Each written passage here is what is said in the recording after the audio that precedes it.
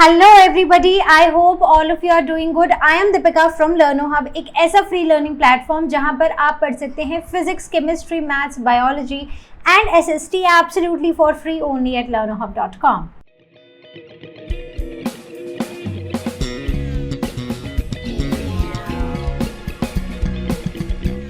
तो आज हम शुरू करने जा रहे हैं अपना नेक्स्ट चैप्टर और हमारा चैप्टर है यूरोप। तो बहुत सारे बच्चों की बहुत सारी रिक्वेस्ट थी कि प्लीज मैम ये चैप्टर पढ़ाइए, तो आज हम आ गए हैं इस चैप्टर को लेकर। तो ये जो चैप्टर है, this chapter Europe is about location, it's area, it's political and physical features. तो चलो शुरू करते हैं यूरोप जो कि एक कॉन्टिनेंट है उसके बारे में पढ़ना।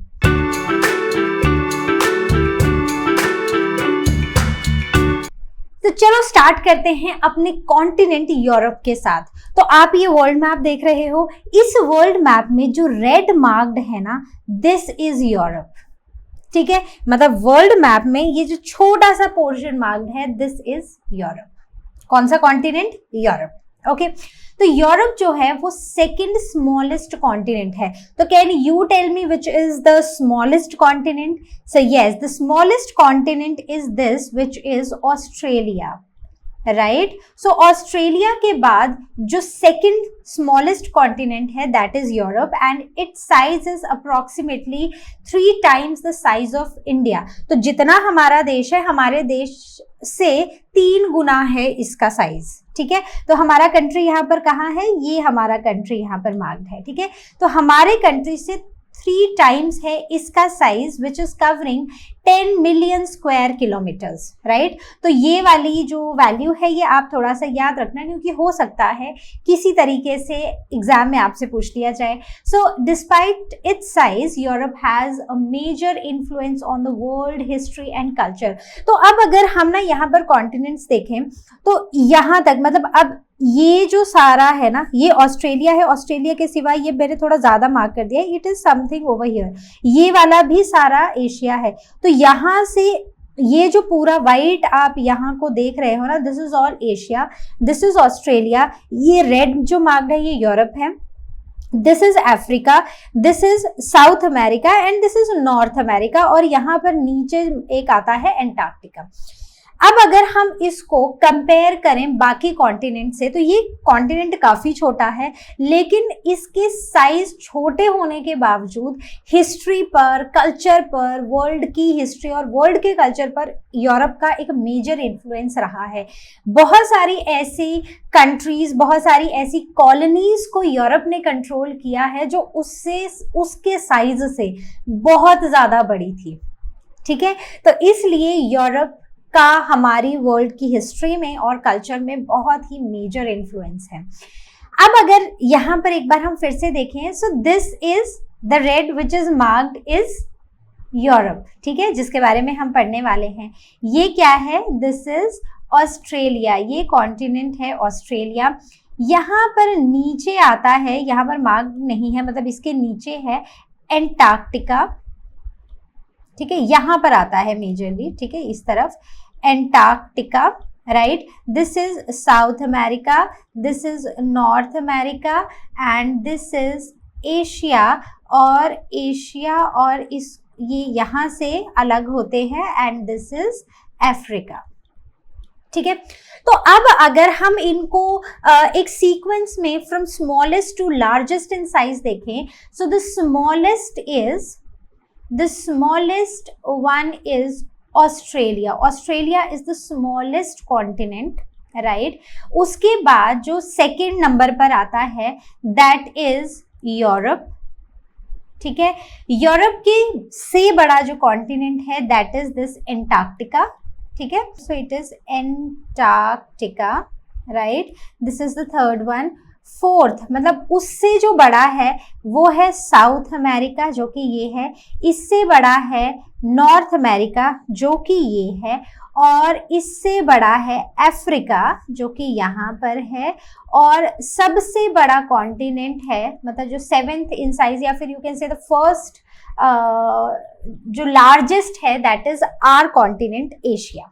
ठीक है, so it is Australia, Europe, Antarctica, South America, North America, Africa and Asia. ठीक है, मैंने इनको ऐसे बिखर बिखर के लिखा है, इधर उधर लिखा है, बट आप इसको अपनी नोटबुक में बहुत ही अच्छे से लिख लो। अब I can even tell you the size of this in million square kilometres, but I don't think so that is required. आपको किसका साइज याद रखना है? आपको रखना है इस क्लास में, इस चैप्टर में बेसिकली 10 मिलियन स्क्वायर किलोमीटर्स, जो कि है यूरोप का साइज। ठीक है, 10 मिलियन स्क्वायर किलोमीटर्स, राइट। चलो आगे बढ़ते हैं। Now coming on to the geographical features of Europe. तो अगर हम यूरोप को देखें तो इसे पेनिनसुला ऑफ पेनिनसुलास भी कहा जाता है। तो बेसिकली इसे ऐसा क्यों कहा जाता है? क्योंकि यहाँ पर जो पेनिनसुला है, मतलब ये जो यूरोप है ना, मेजरली ये पेनिनसुलर रीजन है, और ये पेनिनसुलर रीजन जो है ये यूरोप से शुरू होता है और एशिया तक जाता है। तो नेक्स्ट क्लास में आप एशिया पढ़ोगे तब आपको अच्छे से समझ आएगा। तो ये जो पेनिनसुलर रीजन है ना, ये ऑलमोस्ट यहाँ से शुरू होता है और आगे तक ये एक्सटेंड होता है टुवर्ड्स एशिया। ठीक है, so this yellow one is Europe and this bluish one is Asia, right. तो ये यहाँ से एक्सटेंड होके आगे तक जाता है। तो एक बड़ा सा पेनिनसुला है, वो छोटे छोटे छोटे पेनिनसुला में डिवाइड होता है और उनको हम अलग अलग नाम से बुलाते हैं। हम उनके नाम भी अभी पढ़ेंगे। Next is it extends outwards from Eurasia. अब यहाँ पर अगर आप इस मैप में देखो ना, सो this is Europe, yellow one, और ये ब्लू जो है इतना सारा फैला हुआ, दिस इज एशिया। ठीक है, अब बात ये है कि ये जो एशिया है और ये यूरोप है, इनको, क्योंकि अगर आप इनको देखो ना तो इनकी लैंड जो है ना वो कनेक्टेड है, राइट। तो यहाँ पर ये लैंड, कोई ऐसा वाटर बॉडी इनको डिस्कनेक्ट नहीं कर रही है, ये एक दूसरे से डिस्कनेक्टेड है लैंड के थ्रू मेजरली। ठीक है, सो इसीलिए इसे कहा जाता है Eurasia, which means Europe plus Asia का जो कॉन्टिनेंट है उसको एक साथ बुलाया जाता है यूरेशिया। Got it? बात समझ गए आप? So this is Eurasia. अब it is surrounded by Arctic Ocean in the north. ठीक है, so let us draw cross, mark this north, this is south, this is east and this is west. तो north में है Arctic ocean, फिर waste में इस तरफ आके है अटलांटिक ओशियन, फिर साउथ में मतलब यहाँ पर है मेडिटेरेनियन सी एंड ब्लैक सी। और अगर हम ईस्ट की बात करें तो ईस्ट में ये किसी वाटर बॉडी के साथ नहीं, ये लैंड मास के साथ कनेक्टेड है, और वो लैंड मास है एशिया। ठीक है, एशियन कॉन्टिनेंट के साथ ये कनेक्टेड है। So it contains many small peninsula like Scandinavian, इरिबियन, Italian and Greek, and it is surrounded by water bodies on 3 sides, right. तो चलो अब देखो, क्योंकि ज्योग्राफी पढ़ रहे हैं और इतना इंपॉर्टेंट चैप्टर पढ़ रहे हैं यूरोप, तो इसको सबसे अच्छे से आप तब समझ पाओगे जब आप हर चीज को मार्क करोगे मैप के अंदर। तो अब हमने बोला ये है यूरोप। ठीक है, तो यूरोप में if I draw cross again, so this is north, south, this is west and this is east. ठीक है, तो नॉर्थ में क्या है? Arctic Ocean. तो ये पूरा आगे तक, यहाँ तक आर्कटिक ओशन ही है। जब आप एशिया भी पढ़ोगे तो एशिया में भी आप नॉर्थ की तरफ को आर्कटिक ओशन ही पढ़ोगे, क्योंकि ये जो ऊपर आपको पूरा ब्लू वाटर बॉडी दिखाई दे रहा है, this is all Arctic ocean. ठीक है, तो यूरोप की और एशिया के दोनों के ही नॉर्थ में आर्कटिक ओशन है, राइट। इवन यहाँ पर अमेरिका में भी देख लो। Then coming on to the west, तो यहाँ पर अगर आप वेस्ट में आओ तो ये क्या है? अटलांटिक ओशन है। ठीक है, आप नॉर्थ लिखना रहने देना, it is just Atlantic Ocean. Now coming on to the south, तो अगर आप साउथ में आओगे तो साउथ में ना एक तो इसमें यहाँ पर इस तरफ को, ठीक है, इस तरफ को आता है मेडिटेरेनियन सी। ठीक है, तो यहाँ पर आएगा मेडिटेरेनियन सी और यहाँ पर आएगा ब्लैक सी। ठीक है, सो दिस इज कैस्पियन सी, यहाँ पर ब्लैक सी आता है, और इसके आगे वाला जो ये वाला लैंड मास, ये वाली वाटर बॉडी है, this is all Mediterranean Sea. ठीक है, so this is Black Sea, this is Mediterranean Sea. Got it? समझ गए आप? तो इसके साउथ में क्या है? ब्लैक सी और मेडिटेरेनियन सी। अब अगर हम ईस्ट की तरफ जाए तो this is east and towards east it is connected to another continent which is Asia. तो 3 साइड से वाटर बॉडीज हैं और एक साइड इसके लैंड मास है और वो भी दूसरा कॉन्टिनेंट है विच is Asia, right? So I hope इतना समझ आया है। अब हमने बोला था कि this continent Europe is peninsula of many peninsula, मतलब कि एक पेनिनसुला जो है वो छोटे छोटे पेनिनसुलाज में डिवाइडेड है। तो अब अगर आप यहाँ पर देखो तो ये वाला जो रीजन है इसे मैं आगे मतलब इसको हम ऐसे मार्क कर देते हैं यहाँ पर। So let me mark it with some other colour, let's say green. Okay, so this region which I have marked over here, this is Scandinavian Peninsula. For peninsula I am just writing P.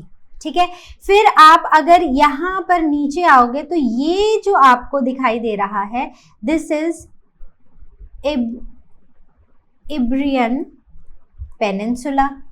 ठीक है, अब इसमें और आप थोड़ा सा यहाँ आओगे, इस रीजन में आओगे, सो दिस इज एपनाइन, जो आपकी बुक में लिखा नहीं है तो let us not mark it. अब इसमें भी अगर आप इधर आगे की तरफ आओगे so this is Balkan peninsula.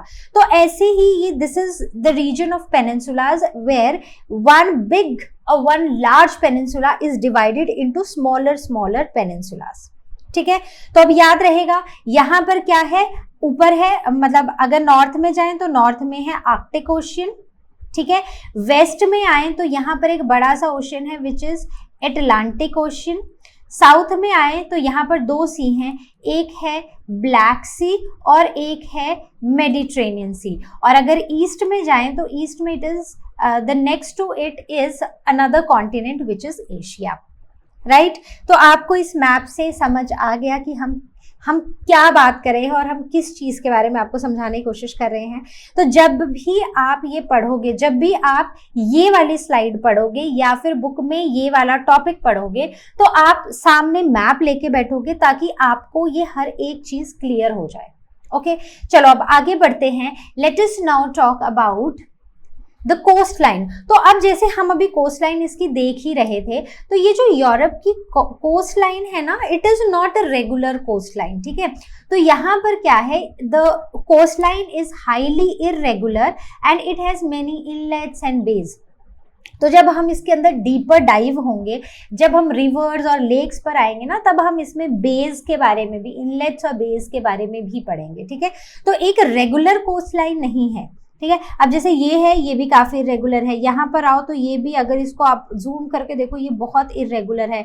फिर अंदर को जाके then again this way, right? तो ये काफी इरेगुलर कोस्ट लाइन इसकी हमें देखने को मिलती है। So now Europe is close to sea except for the eastern region. तो हमने पढ़ा कि 3 तरफ तो वाटर बॉडीज ही हैं, सिर्फ एक साइड ऐसी है जहां पर वाटर बॉडी नहीं, जहां पर दूसरा कॉन्टिनेंट है विच is Asia, right? So it is close to seas and oceans on 3 sides. Okay, then the next is sea has played a crucial role in Europe's social, cultural, political and economic development. तो ये जो 3 तरफ से sea के साथ सी से घिरा हुआ है, so this has played a very major role in the development of the Europe social, cultural, political and economic development. तो कैसे कल्चरल, क्योंकि ये सी से के साथ कनेक्टेड है, बहुत सारे रीजन सी के साथ कनेक्टेड है, तो this allows people to share different ideas, traditions and even languages. फिर अगर हम इकोनॉमिक ग्रोथ की बात करें तो क्योंकि सी के साथ कनेक्टेड है तो फिशिंग, शिपिंग, टूरिज्म, ट्रेड, ये सारा का सारा इसके बॉर्डर्स पर बहुत आसानी से होता है। फिर अगर हम आ जाएं इसके पॉलिटिकल इन्फ्लुएंस पे, ठीक है, पॉलिटिकल डेवलपमेंट की बात करें तो अब क्योंकि ये पूरा का पूरा सी है, ठीक है, सो सी एक ऐसा रूट है जिससे ट्रेड होता है, जिससे शिप्स इधर उधर मूव करती हैं। तो ये पावर स्ट्रगल में भी इवन बहुत सारे एम्पायर्स के साथ, जैसे हमने थोड़ी देर पहले बात की थी कि Europe although it is the second largest in size of all the continents, but इसका कल्चरली और सोशली ये बहुत रिच है। इस कंट्री ने इतनी बड़ी बड़ी कॉलोनीज पे राज किया है जो इसके साइज से भी बहुत बड़ी थी। So that is another thing like the political development. Now coming on to the defense security, तो ये जो पूरी की पूरी इन्वेजन है इस कंट्री में वो पूरी कोस्ट लाइन पे ही प्रिवेंट मतलब रोकी जाती है. Then coming on to tourism, global trade, तो ये सारा का सारा ये सी और ओशन के थ्रू होता है. देन अगर हम एक्सप्लोर करने की बात करें, so the people of Europe has explored new lands और वहां पर जाकर नई नई कॉलोनीज को भी एस्टैब्लिश किया है. So that is why we say Europe has, that is why this line is Europe is crucial, sea has played crucial role in Europe's cultural, social, political and economic development. Right, अब आगे बढ़ते हैं. सो यही जो हम सारी बात कर रहे थे, क्योंकि ये सी रूट है तो नए आइलैंड्स को डिस्कवर करना, उन पे नई कॉलोनीज को बसाना, फिर अलग अलग जगह के लिए ट्रेड करना, tourism, fishing, ship building. So this coast line basically ये जो सी और ओशन के साथ जो इसका जो एरिया है ना, इसने बहुत हेल्प किया है इनको पॉलिटिकली और इकोनॉमिकली स्ट्रॉन्ग होने में. The next one is Europe at a glance. So it is very important that we learn about its longitudinal and latitudinal extent. तो सबसे पहले latitudinal extent देखते हैं. So it is 35 degree north to 73 degree north. ठीक है. The latitudinal extent is 25 degree west to 65 degree east. Okay, as of now you remember these. Okay, when we go to our higher classes we'll mark each of them on the map. Okay, now area की अगर हम बात करें तो area is 10 million square kilometers, जैसे हमने थोड़ी देर पहले बात की थी. This is the second largest, not second largest, this is the second smallest continent in the world. Now coming on to the highest peak, तो इसकी जो हाईएस्ट पीक है that is Mount Elbrus which is 5642 metre. ठीक है, अब question ये उठता है कि ये पीक कहाँ पर है. ठीक है, कहाँ पर होगी, जहाँ पर माउंटेन्स होंगी. ठीक है, माउंटेन्स कहाँ पर हैं, तो माउंटेन मैं इसकी आपको एक बताती हूँ, so that will make you understand कि ये कहाँ पर आपको देखने को मिलेगा. ठीक है, तो यहाँ पर आ जाओ, कैस्पियन सी के पास आ जाओ. ठीक है, सो दिस इज कैस्पियन सी, और कैस्पियन सी के पास ही कैक्सस आप एक नाम पढ़ रहे हो, right. This is Caucasus, right. मैंने आपको जूम करके ये दिखाया था कि ये आप एक कैक्सस देख रहे हो. So this Caucasus is actually a mountain range जो ब्लैक सी से कैस्पियन सी तक है. ठीक है, तो अगर जब भी हम इसको मैप में मार्क करते हैं तो हम ब्लैक सी देखते हैं और कैस्पियन सी देखते हैं, और उसके बीच में हम मार्क करते हैं दिस कैस्कसस माउंटेन. तो इस माउंटेन रेंज के ऊपर ये हाईएस्ट पॉइंट है किसका, the highest peak of Europe. So it is over here, somewhere here. Okay, so this is Mount Elbrus. कहाँ पर लोकेट करोगे, अगर मैप में आपको दे दूं आज वर्ल्ड मैप, तो आप पहले तो यूरोप को लोकेट करोगे. यूरोप में आप देखोगे ब्लैक सी और कैस्पियन सी, तो इन दोनों सी के बीच में ये माउंटेन आपको देखने को मिलेगी. ओके, तो याद रहेगा ना सबको. कोई डाउट किसी को तो मुझे बता देना. ओके, चलो. The lowest point is the Caspian Sea. तो this mountain is the highest point, और ये जो कैस्पियन सी है यहाँ पर, this is the lowest point which is 28 meter below the sea level. Okay, next is population. तो population की बात करें so it is 743 million in 2015. तो एज पर 2015 जो इनकी पॉपुलेशन जो पता लगी थी, मतलब जो रिकॉर्ड की गई थी, that was 743 million people. Okay, तो बात समझ आ गई. हाईएस्ट पॉइंट कहाँ है, लोएस्ट पॉइंट कौन सा है, और पॉपुलेशन कितनी है, और इस कंट्री का साइज कितना है. Now coming on to the river, the longest river over here is Volga which is 3692 kilometre long. तो कहाँ पर है ये वोल्गा रिवर, देखनी तो पड़ेगी. तो हमें थोड़ा सा पीछे जाना पड़ेगा, और यहाँ पर जाके हम देखेंगे कि ये एक रिवर आप यहाँ से देख रहे हो, मतलब ये ऑलमोस्ट कहीं यहाँ से चल रही है, and it is going into the Caspian Sea. ठीक है, तो ये ड्रेन कहाँ पर हो रही है, कैस्पियन सी में जाके. सो this is Volga river. Okay, याद रहेगा, ठीक है, कहां से आ रही है, ऊपर से आ रही है और कैस्पियन सी में ड्रेन हो रही है।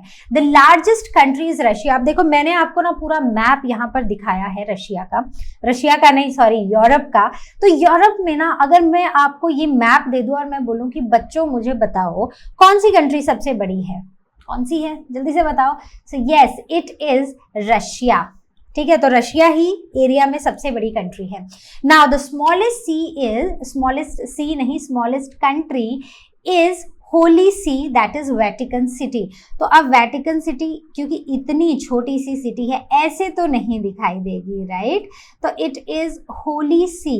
यहाँ इटली के पास यहाँ पर एक छोटी सी जगह है विच इज द वेटिकन सिटी, और जिसे हम क्या बुलाते हैं, जिसे हम होली सी भी बुलाते हैं, right?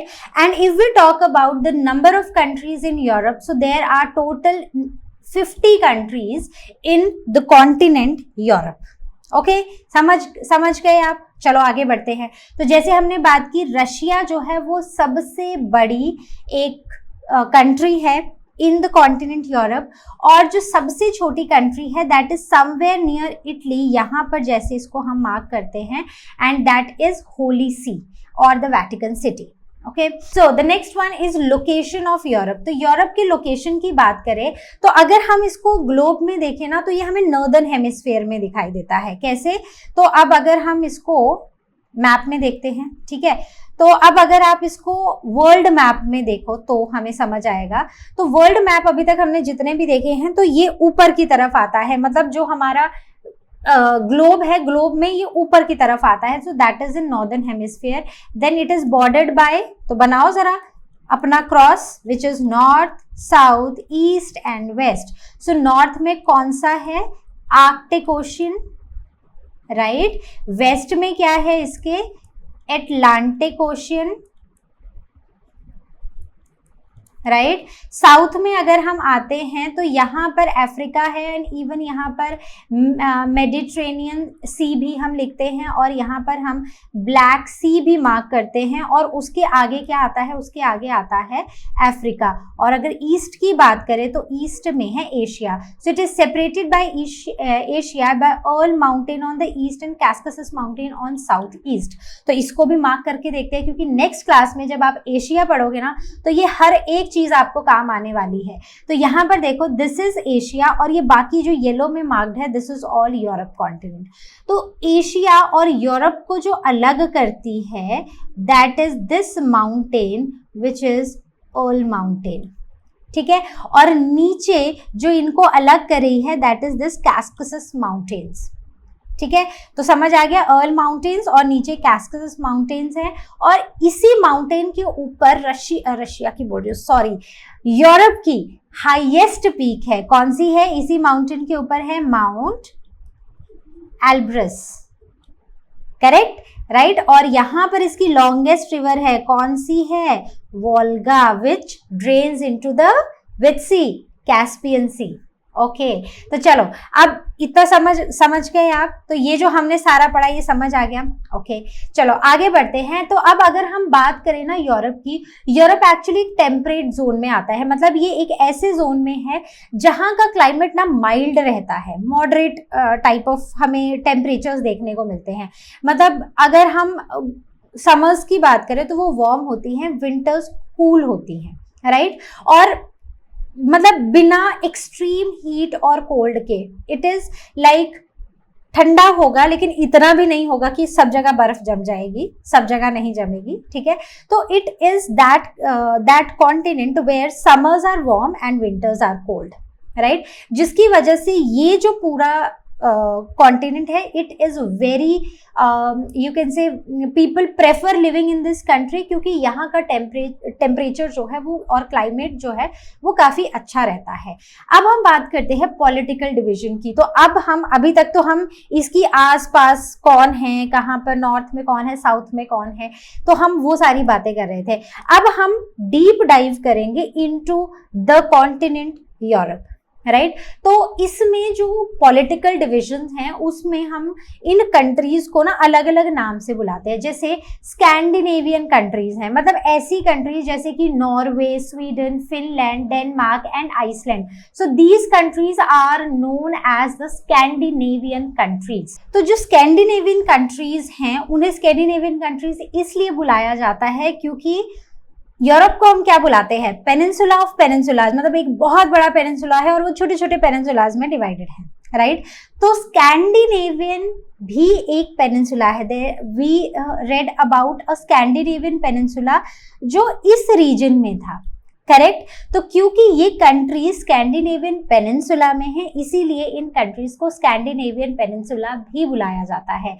So these countries Norway, Sweden, Finland, even Denmark, right? So these all are the Scandinavian countries, even Iceland, right? तो ये देखो, ये आइसलैंड जो है ये अलग से एक लैंड है, सो दिस इज आइसलैंड, और ये सारा ही आता है स्कैंडिनेवियन पेनिनसुला में, इसीलिए इन कंट्रीज को टुगेदर हम बुलाते हैं Scandinavian countries. Next is low countries, वो कंट्रीज जो लो लाइंग कंट्रीज है जैसे कि Belgium, Netherland, Luxembourg. So these are low lying plains in west, some parts lie below the sea level। तो ये लो लाइंग प्लेन्स है। तो अब अगर आप यहाँ पर देखोगे तो हमने किसकी बात की, बेल्जियम, नीदरलैंड्स, लक्समबर्ग, राइट। तो ये वेस्ट की तरफ है ये कंट्रीज, ठीक है। तो if I draw it like this, तो ये इस तरफ को ये कंट्रीज हैं, राइट, इसी डायरेक्शन में आ रही हैं ये इस मैप के। तो ये कंट्रीज जो हैं, कुछ ऐसे पार्ट्स हैं इन कंट्रीज को जो इवन सी लेवल के भी नीचे हैं। So that is why these are called as low lying countries. Okay, तो आप समझ गए हम कौन सी कंट्रीज की बात कर रहे हैं, इनकी बात कर रहे हैं, करेक्ट। चलो आगे बढ़ते हैं। Let us talk about the central European countries, ठीक है। सेंट्रल यूरोपियन कंट्रीज मतलब यूरोप के सेंटर में जो कंट्रीज हैं, तो कौन कौन सी हैं, देखो जर्मनी है, फिर ऑस्ट्रिया है, राइट, देन स्विट्जरलैंड है, फिर पोलैंड है, ये आ गया पोलैंड है, राइट, देन हंगरी, और क्या है, चेक रिपब्लिक एंड स्लोवाकिया। तो सॉरी, तो if I mark this with a different colour I will choose green, ठीक है। तो मैं ग्रीन से इनको मार्क करती हूँ। तो बेसिकली ये वाली जो कंट्रीज हैं, राइट, तो इनको हम एक साथ क्या बुलाते हैं, these are the central European countries. अब आती है मेडिटेरेनियन कंट्रीज जो मेडिटेरेनियन सी के पास हैं। कौन कौन सी हैं, so this is Spain, Portugal, then comes Italy and Greece, right. So ये है ग्रीस। तो ये वो कंट्रीज हैं और यहाँ पर क्या है, दिस इज मेडिटेरेनियन सी। तो ये क्योंकि मेडिटेरेनियन सी के पास कंट्रीज हैं इसीलिए हम इन्हें मेडिटेरेनियन कंट्रीज बुलाते हैं, राइट। तो सबके नाम याद रखने हैं। Okay, so Spain, Portugal, Greece and Italy are the Mediterranean countries. Now the next comes is the Balkan state. तो जब हम पढ़ रहे थे पेनिनसुला के, मैंने आपको नाम बताए थे, उसमें मैंने आपको एक बाल्कन पेनिनसुला भी बताया था। तो एग्जैक्टली सेम, तो these countries lie in the Balkan peninsula, इसीलिए इन स्टेट्स को हम बाल्कन स्टेट्स बुलाते हैं, इन कंट्रीज को हम बाल्कन स्टेट्स बुलाते हैं। So Balkan states are Greece, Albania, Macedonia, ठीक है, ये NIA यहाँ पर होगा, देन रोमेनिया, बल्गेरिया, बोस्निया, ठीक है, then Slovenia, Croatia, Serbia and Montenegro, right. तो अब यहाँ पर मार्क करना पड़ेगा। तो देखो ग्रीस कहाँ पर है, तो ये है ग्रीस, ठीक है। फिर यहीं पर ऊपर आएगा अल्बानिया, ठीक है। तो यहाँ पर देखते हैं Albania, so let us mark it, this is Greece, this is Serbia, Romania, Bulgaria, right. So ये वाली जो सारी कंट्रीज हैं, so all these countries are called what, so these are called as Balkan states क्योंकि ये Balkan peninsula में आती हैं। Then next comes is the Baltic state. तो बाल्टिक स्टेट में जो कंट्रीज हैं they are at the coast of the Baltic सी। तो अब इस वर्ल्ड मैप में बाल्टिक सी कहाँ पर है, अगर आप वो लोकेट कर लो तो उसके आसपास की कंट्रीज क्या हैं, बाल्टिक स्टेट्स। तो इस मैप में ये वाला जो वाटर बॉडी है, दिस इज बाल्टिक सी, और इसी के आसपास की स्टेट्स को हम क्या बुलाएंगे, बाल्टिक स्टेट्स, जैसे एस्टोवेनिया है, लालविटा है, लिथुएनिया है, राइट। तो ये देखो ये छोटी छोटी ये जो आपको यहाँ पर स्टेट्स दिखाई दे रही हैं, right. So this is Baltic Sea, okay, so this is Baltic Sea. यहाँ पर हमने छोटे छोटे गल्फ भी हम पढ़ेंगे इसमें। So this is Estonia, Latvia, then Lithuania. So these states are called as the Baltic states, और these countries are called as the Baltic states. So I hope this is clear. Now इससे पहले कि हम और कुछ पढ़ें, so let us now recall कि अभी तक हमने क्या पढ़ा है।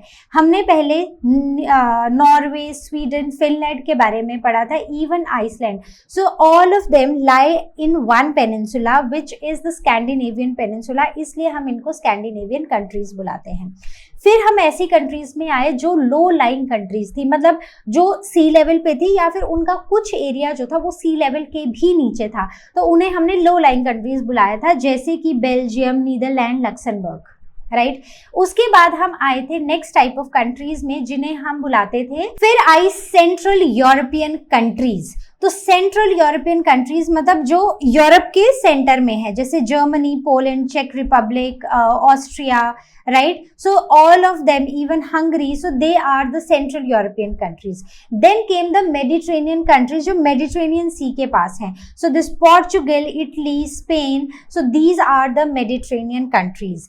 Then comes the next one which is the Balkan states, जो बाल्कन पेनिनसुला में आती हैं। कौन सी कंट्रीज, जैसे ग्रीस, अल्बानिया, ये सारी कंट्रीज हमारी कौन सी हैं। सो दीज कंट्रीज जिन्हें हमने यहाँ पर मार्क किया है, Greece, Albania, Serbia, these are the Balkan countries जो बाल्कन पेनिनसुला में है। देन केम द कंट्रीज जिन्हें हम बाल्टिक कंट्रीज बुलाते हैं, which are near the Baltic Sea, like Estonia, Latvia, Lithuania. So these are the Baltic states, right. Balkan states and Baltic states. Balkan states जो Balkan peninsula में है, Baltic states जो Balkan Sea के आसपास है। Okay, so I hope these are clear. Now let us move on to the next thing which is the Holy See. ये हम already पढ़ चुके हैं। So it is an Italian peninsula which is the smallest country. तो Italy में ही, यहाँ पर Italy के पास में एक छोटा सा कंट्री है जिसे हम वेटिकन सिटी भी बुलाते हैं, इवन हम इसको होली सी भी बुलाते हैं। This is a Italian peninsula जो सबसे छोटी कंट्री है, and the largest country is this, that is Russia.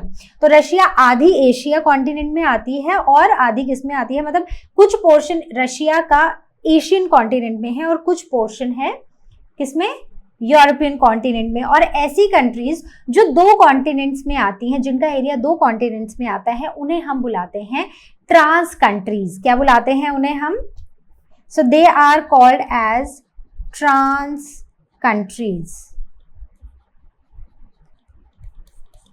Okay, ये नेक्स्ट ईयर पढ़ेंगे हम एशिया में, जब हम एशिया के बारे में पढ़ेंगे। Now let us talk about some of the important cities of Europe. तो कुछ इंपॉर्टेंट सिटीज में सबसे पहले इंपॉर्टेंट सिटी आती है यूके में, England or London. So London is the capital of UK and it is a major trade and financial hub. It is situated in the bank of river Thames. तो इनकी जो river है, जो जिसके around ये city है, that is river Thames. So Buckingham palace, Westminster एबे, Saint Paul's Cathedral Church, then British Museum, Tower of London, Nelson Column, Tower Bridge and Regent Park are some of the special attractions of this city, London. तो इसमें Buckingham palace ये है और ये है Saint Paul's Cathedral, right. Now coming on to the second important city of Europe, that is Paris, जो France में है। So this is the capital of, Paris is basically the capital of France and it is known for its culture, science and technology.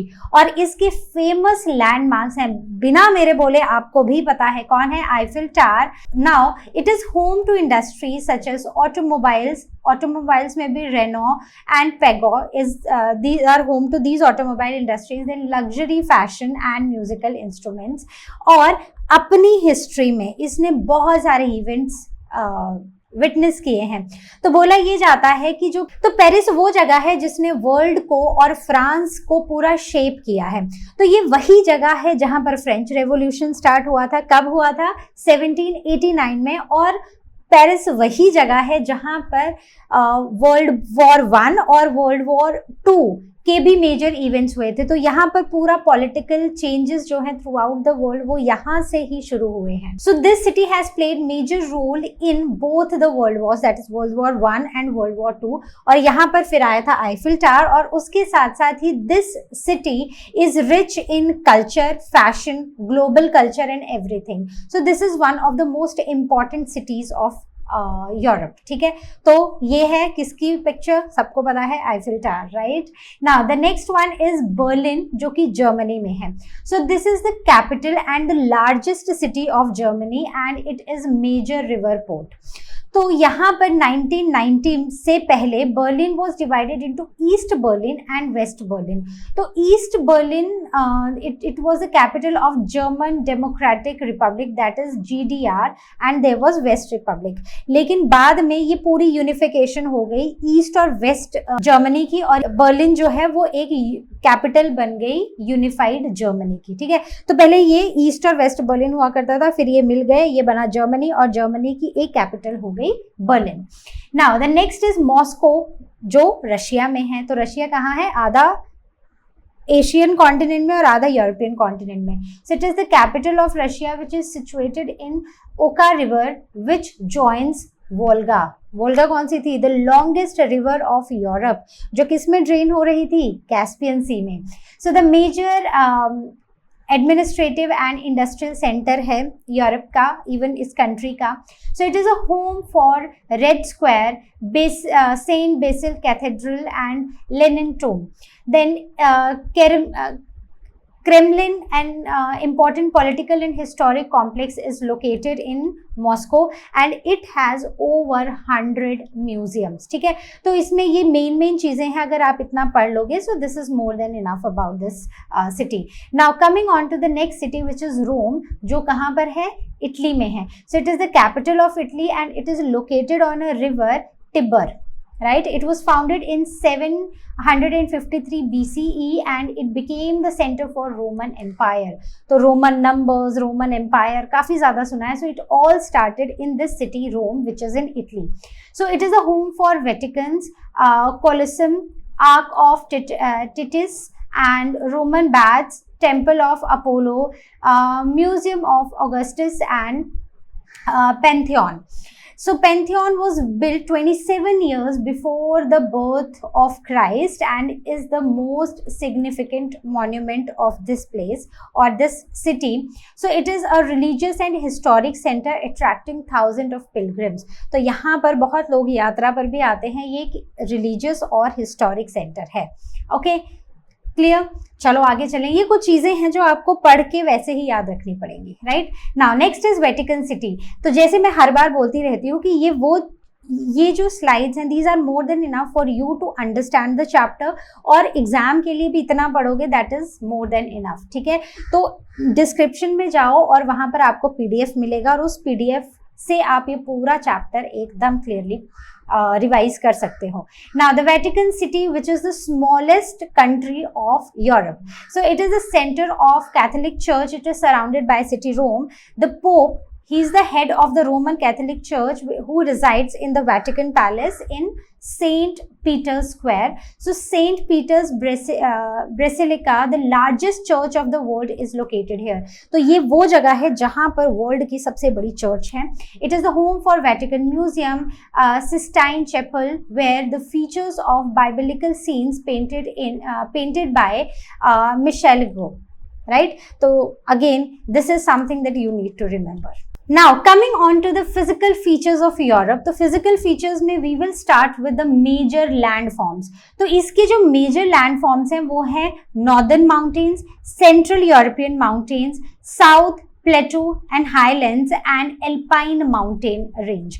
तो यही सारे हम पढ़ेंगे, ठीक है। So we'll start with the northern mountains. So northern mountains basically north side पर हैं, और नॉर्थ साइड में इसमें है Norway, Sweden, Scotland, which are rugged mountains, and centre में, यूरोप के सेंटर में है fertile agricultural lands.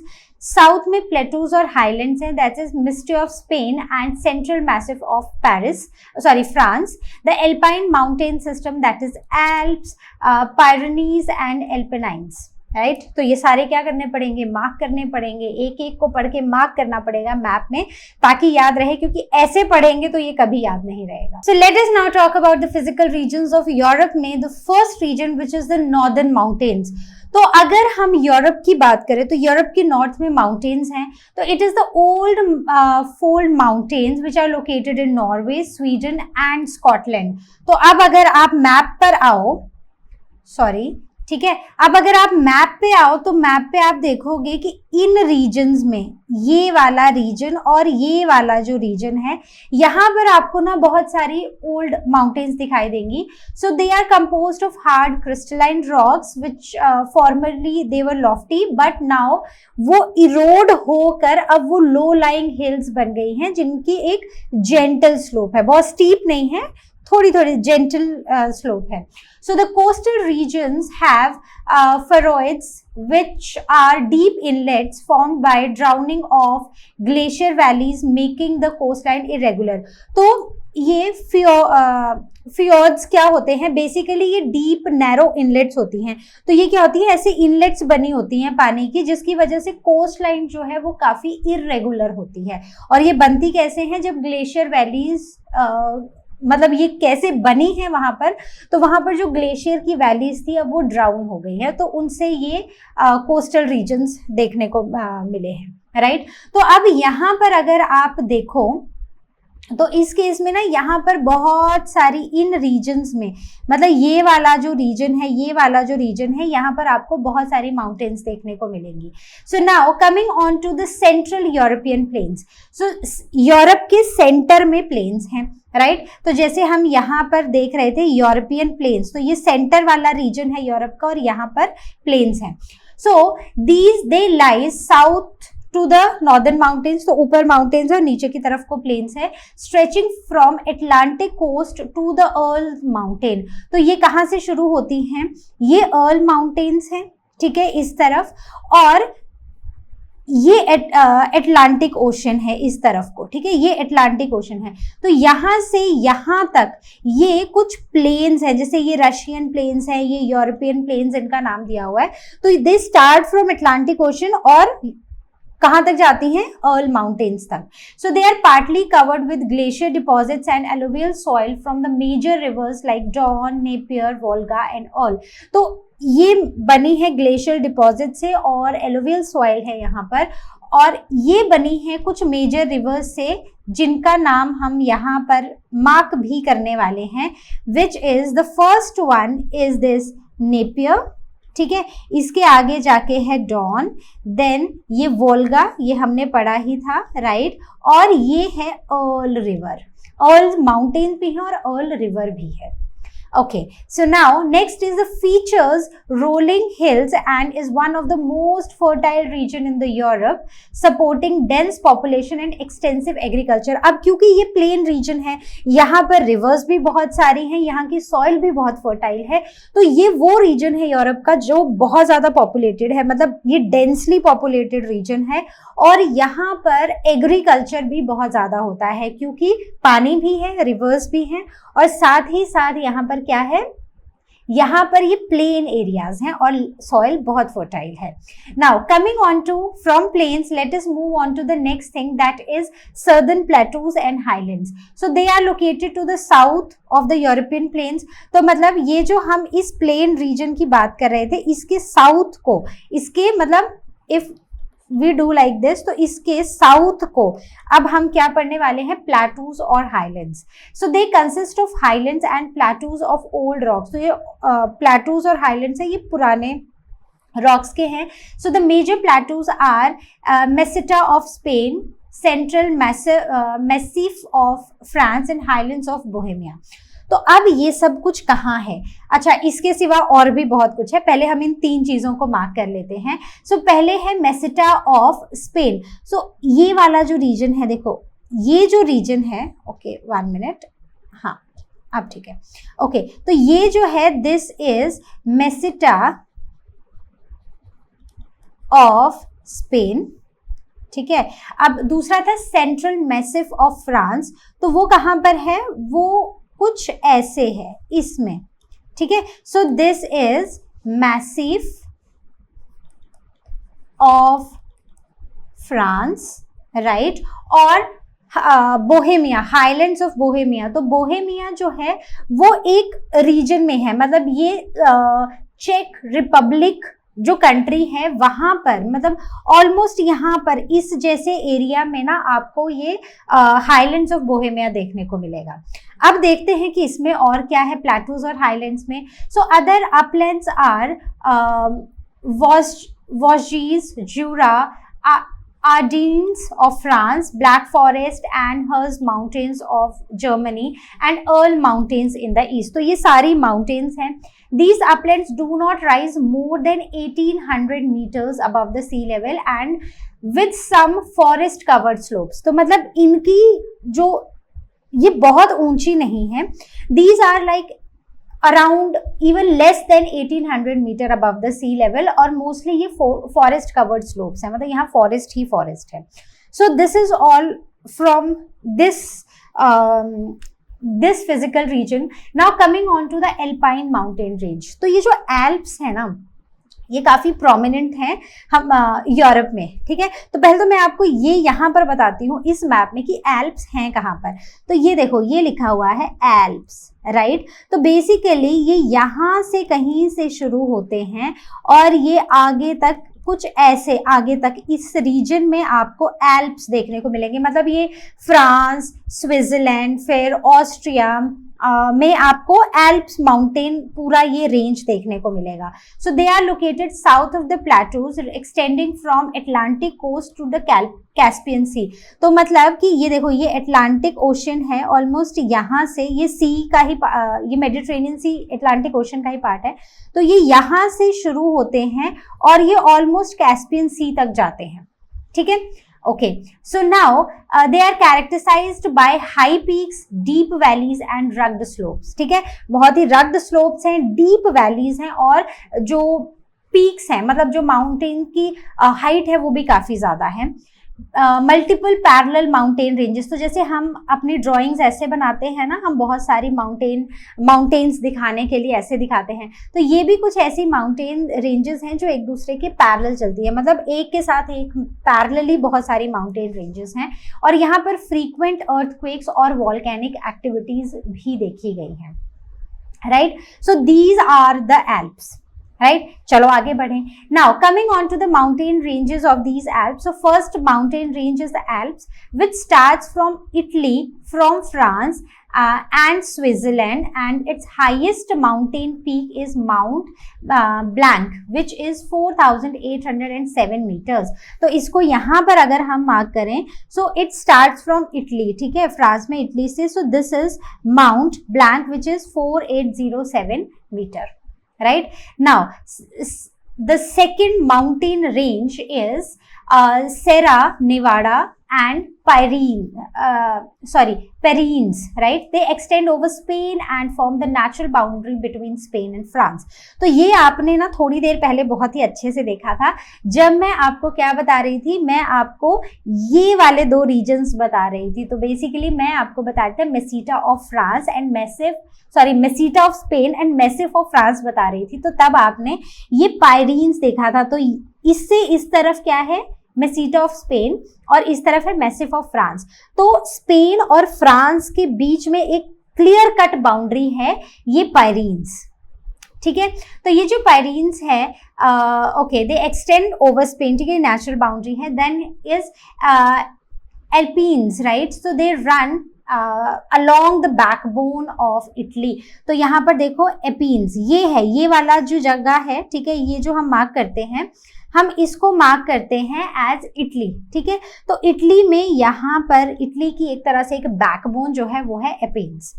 Now, the next one is Dinaric Alps, which extends from Slovenia, Croatia, Bosnia, Herzegovina, Serbia and Montenegro. तो ये इस पूरे reason में आपको क्या दिखाई देंगी, ये वाली mountain range which is डिनारिक Alps. तो यहाँ पर इस साइड को, ये वाला जो साइड है, यहाँ पर आपको डिनारिक एल्प्स रेंज देखने को मिलेगी, ALPS। ठीक है, आगे बढ़ते हैं। Now it is Carpathian mountains which extend eastward from Alps. ठीक है, तो ये वो कार्पेन्स माउंटेन्स हैं जो ईस्ट की तरफ आती हैं फ्रॉम एल्प्स। तो देखते हैं कहाँ पर है ये। ये है कार्पेथाइन माउंटेन्स। ठीक है, एल्प्स के ईस्ट वाली साइड को, तो ये है एल्प्स और एल्प्स के ईस्ट में है ये mountain range. Now the next one is Caucasus mountain. ये तो हमने मार्क की है, इसकी हाईएस्ट माउंटेन जो रेंज है that is mount Elbrus, right. तो ये कहाँ पर है, ये है ब्लैक सी और मेडिटेरेनियन सी के बीच में, correct. Okay, the next one is the Balkan mountains which is south of river Danube and okay, पहले बाल्कन माउंटेन ही हम मार्क करेंगे। So Balkan mountain is here. So ये है बाल्कन माउंटेन जो इस रिवर दानुबे के पास में है, करेक्ट। तो ये ऐसे याद रखोगे तो आपको लिखने में समझने में याद रहेगा। So it is south of river Danube, तो ऊपर रिवर है और नीचे की तरफ ये माउंटेन रेंज हमें देखने को मिली थी। Now Pennines which is the backbone of United Kingdom. तो यूके में यहाँ पर इस वाले रीजन में है ये mountain range which is Pennines, right. Okay, so I hope this much is clear. ये सारी वो माउंटेन रेंजेस है जिनके नाम आपको याद रखने हैं और नाम के साथ साथ एक रफ आइडिया कि वो कहाँ पर लोकेटेड है, तो ये भी आपको पता होना चाहिए। नाउ ये हम सारा पढ़ चुके हैं। Now let us move on to the rivers of Europe. तो रिवर्स की बात करें, so first is Volga which is the longest river of Europe and it is 3692 kilometre long and it flows southeast into the Caspian Sea. So this is Volga और ये south east की तरफ को flow करती है और ये Caspian sea में जाके पानी को ड्रेन कर देती है। Now the next is Danube which is 2820 kilometre and it is the second longest river which flows eastward into the Black Sea, right. So okay wait, so this is the longest river जो south east की तरफ को चलती है और ये है दानुबे जो ईस्ट की तरफ को मूव करती है और ब्लैक सी में ड्रेन होती है, और जो हमारी लॉन्गेस्ट रिवर है वो कैस्पियन सी में ड्रेन होती है। The next one is Rhine, which is 1320 kilometers, major north-westward river. It flows into the North Sea and the busiest waterway in Europe. तो ये सबसे busiest waterway है यूरोप में और इसकी लेंथ है 1320 किलोमीटर। तो इसको भी मैप में हम लोकेट करते हैं। तो अब अगर आप इसको मैप में देखोगे, so this is Rhine river, ठीक है, ये सबसे busiest वाटरवे है यहाँ पर। Next is Rhone which is 800 kilometre. It flows southward into the Mediterranean sea and the main river of the western Europe. तो ये साउथ की तरफ फ्लो करती है और ये मेडिटेरेनियन सी में जाती है और जो मेन रिवर है वेस्टर्न यूरोप की वो है रॉन। तो ये कहाँ पर है, तो ये देखो, ये है मेडिटेरेनियन सी और ये है रिवर रॉन जो ड्रेन हो रही है इनटू द मेडिटेरेनियन सी। तो ऊपर राइन है और नीचे रॉन है।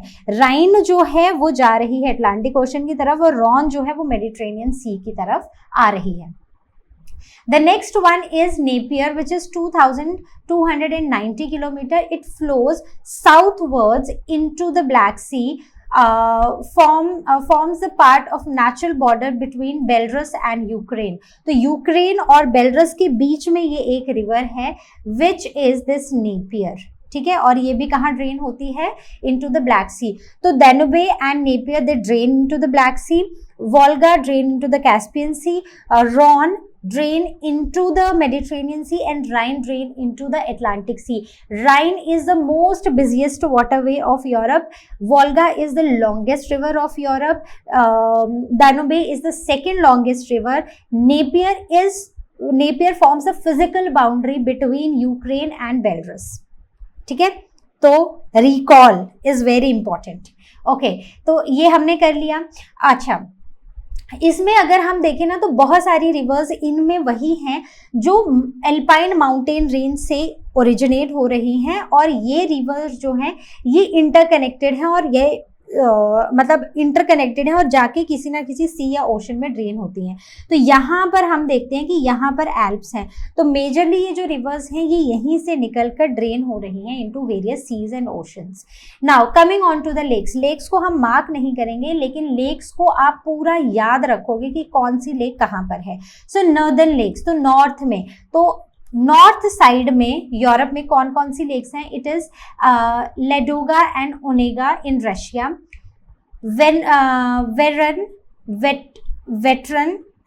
Veteran and Malaren in Sweden. सो ये ERN ये जो अर्न है, वेनर्न, मेटर्न, मेलर्न, राइट, ये सारी की सारी कहाँ पर है? स्वीडन में. So there are thousands of lake in Finland and they are formed after the ice age. ठीक है, तो जब आइस एज आया था उसके बाद फिनलैंड में थाउजेंड्स ऑफ लेक्स बनी थी और आज भी हैं. So the southern lakes are the lake of Geneva, lake of Constance which are in Switzerland, then lake of Como and lake of Maggiore in Italy. Caspian Sea is again a lake. ठीक है, although its name is sea, but it is actually a large lake. तो होता क्या है, अगर हम practically सी की definition पढ़ें तो सी एक ऐसा बहुत बड़ा वाटर बॉडी होता है जहां पर जिसका पानी सॉल्टी हो और जो साइज में बहुत बड़ा हो. तो अगर हम कैस्पियन सी की बात करें तो एक्चुअल में ये सी नहीं है, ये प्रैक्टिकली एक बहुत बड़ी लेक है, लेकिन क्योंकि इसका पानी सॉल्टी है और ये साइज में बहुत बड़ी है इसलिए हमने इसका नाम दिया है Caspian sea. Right, so it is again a lake, not a sea. It is the largest enclosed inland water body, technically a lake. It is surrounded by land and has salty water due to high evaporation levels during the dry seasons. ठीक है, तो और Europe में ना बहुत सारे fresh water lakes भी हैं जो यूजुअली नॉर्थ और साउथ रीजन्स में हैं.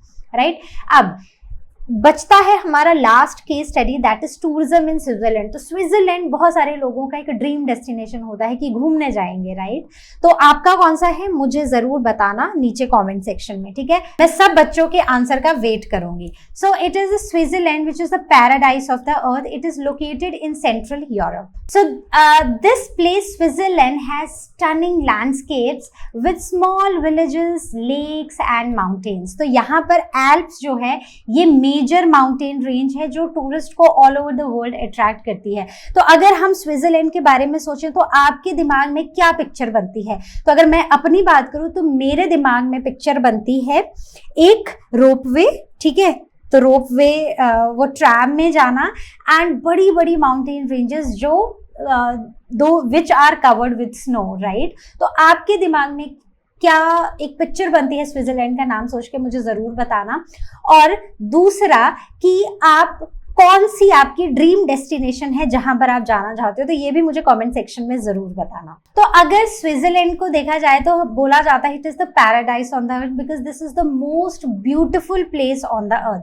तो अब मैं आपको वो पिक्चर दिखाने वाली हूँ जो मेरे दिमाग में हमेशा आती है about Switzerland. So this is something I always visualise about Switzerland. Right, so it is one of the most beautiful places in the world. So that's why it is called as the paradise of the earth. तो इसकी जो की tourist attractions हैं वो हैं Matterhorn which is one of the Switzerland most iconic peaks standing at 4,478 metres. तो ये कौन सी माउंटेन रेंज में आ रहा है? ये आ रहा है एल्प्स में. So it is located near the charming village of Zermatt, the famous for horse drawn carriage rides. ठीक है, तो कभी जाओगे तो जरूर इनमें जाना. Then next tourist attraction which is one of the top attractions of Europe is Jungfrau Joch, which features the feature and observation of terrace and scientific observatory at 3,454 meters. It is Europe's highest train station which is located at this place. This is the top of the Europe, right? तो Europe का जो top है that is Jungfrau Josch. The Great Etlich Glacier is the UNESCO's World Heritage Site, which is again found at the top of Europe. Now, the next is Interlaken, which is located between the Lake of Thun and the Lake of Brienz, one of the Switzerland's most famous summer resort, known for breathtaking views and garden flowers. Okay. The next attraction is Lucerne, which is the famous lake city with stunning blue lake surrounded by mountains, and it features bridges, historic buildings, fountains, and promenades. Right. The next one is Lake Geneva, जो हमने Switzerland की picture देखी थी. That is basically the Lake Geneva. Okay, so it is the largest alpine lake of Europe, which is situated in Swiss-French border. The snow-capped peaks and Rhone River flows into it. तो वो जो हमने Rhone River देखी थी वो Lake of Geneva में आती है. So it is surrounded by parks, gardens, and historic sites. The next one is the Rhine Falls. तो हमने Rhine River भी सुनी है, तो Rhine Falls भी हैं. They are located at Schaffhausen, the largest waterfall of the Central Europe, and it is best visited during June and July when melting snow causes water to swell. So now the next is sustainable tourism in Alps. Now Alps is that mountain range जिसकी वजह से ज़्यादा tourist उस तरफ को attract होते हैं because of its natural beauty, of course. So tourism, particularly skiing and mountaineering, is most important for the Swiss economy. So efforts are being to promote the sustainable tourism, preventing Alps natural beauty while it's supporting tourism year around. तो इस यहाँ पर sustainable tourism को promote किया जा रहा है ताकि ब्यूटी भी बनी रहे और tourism through out the year चलता रहे. Okay, so this was all from the case study of tourism in Switzerland. So this was all from our today's session. I hope you understood and enjoyed the session. कोई भी doubt हो, please ask it on Ask Question section, or you can book your class with Learner Hub स्वयं. I'll see you next time with the next video. Till then you all take care, and as you all know, Learner Hub मतलब free है पर best है.